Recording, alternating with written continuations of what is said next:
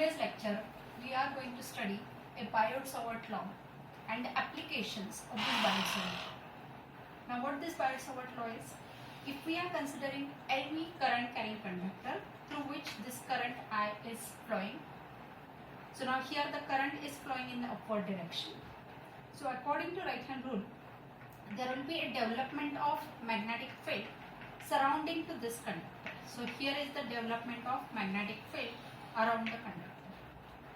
And somewhere where we are locating any point in this surrounding field, then what will be the magnitude of magnetic field at this point? That we are going to calculate with the help of Biot-Savart law.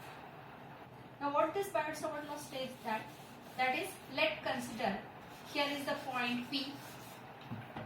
This P point will be at a certain distance from the conductor. So this is the current carrying conductor. Over this conductor I can locate small element having length dl.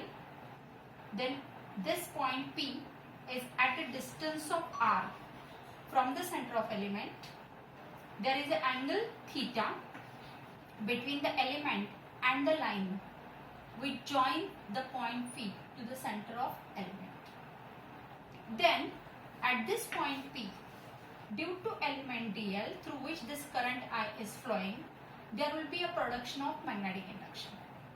So that magnetic induction according to Biot-Savart law can be given as, which is directly proportional to current flowing through the conductor, length of the conductor, length of the element, sine theta, that is sine angle between the element and the line which joins the point, and inversely proportional to r square. So this is nothing but the magnitude of magnetic induction which will be produced at point P due to element dl. And when we want to calculate the total magnetic induction, then we can integrate this dB. So now this dB can be written as, which is equal to, instead of proportionality sign we can add constant, that is mu 0 upon 4 pi I dl sine theta upon r square. So this is the magnitude. This magnetic induction can be represented in the vector form as a vector dB. This vector dB is equal to mu 0 upon 4 pi I vector dl cross r upon I. So here your direction of magnetic induction is perpendicular to the plane formed by dl and r. And this dl cross r can be result as a dl r sine theta. So one of the r will get cancelled and you will get it that dB is inversely proportional to r square. So this Biot-Savart law is also called as the inverse square law because it consists of magnitude of magnetic induction due to small element dl through which current I is flowing is inversely proportional to r square. So this is nothing but the magnitude of magnetic induction, and this equation will give us the current of that magnetic induction produced at point P. Now using this Biot-Savart law, now we can concentrate on your first application. Your first application is, with the help of Biot-Savart law, we can find out a magnetic induction at point due to a straight current carrying conductor. So this is a straight current carrying conductor. Point P is at a distance of perpendicular distance of capital R from the conductor. Here according to Biot's law, I have selected this small element as a dl. Then I have joined center of the element dl to the P point. So this angle is nothing but theta. And this P point from the center of element will be at a distance of, and this element dl will be at a distance of L from the perpendicular, foot of perpendicular drawn from the P point. Now at this P point, due to element dl, the magnetic induction produced is according to Biot-Savart law. That is dB is equal to mu 0 upon 4 pi I dl sin theta upon RC. This is the Biot-Savart law. Now in this Biot-Savart law, now we can modify the Biot-Savart law. This R square. Here is your R distance, and here I am getting this is nothing but the right angle triangle.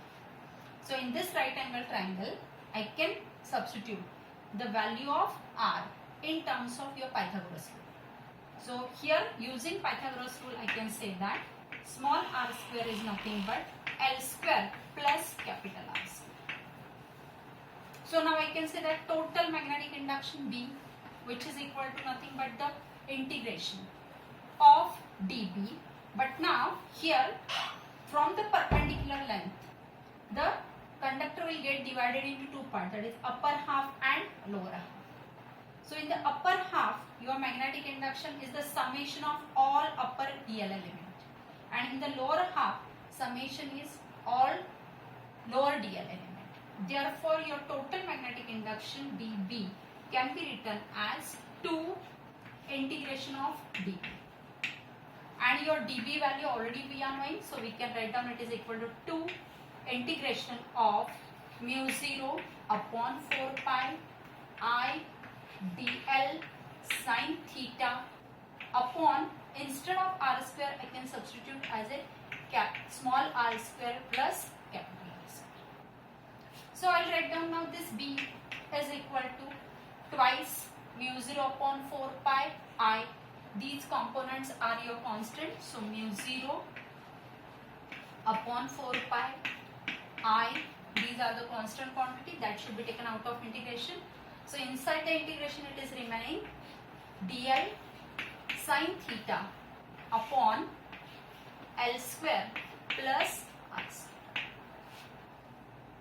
Now here we have to modify this sin theta.